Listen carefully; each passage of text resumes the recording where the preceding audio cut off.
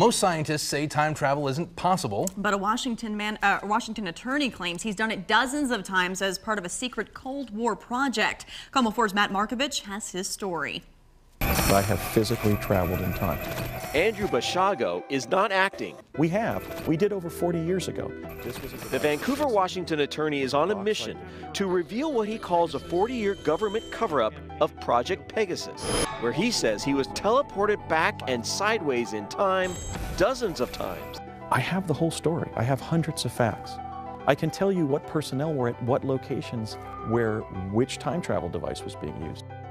And his time travel wasn't recent. It was when he was a kid.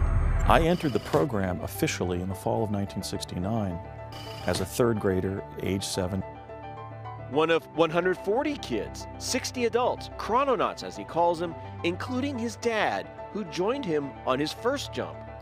My dad held my hand and we jumped through the field of energy, and we seemed to be moving very rapidly. But there was also a paradox. We seemed to be going nowhere at all. There's paradoxes, unscientific claims, unbelievable stories and encounters on Earth and Mars. Meeting Barack Obama when the president was a teenager with a different name. Time traveling 6 times to the Ford Theater on the day President Lincoln was shot, but he didn't see it happen. And we're not done with Lincoln.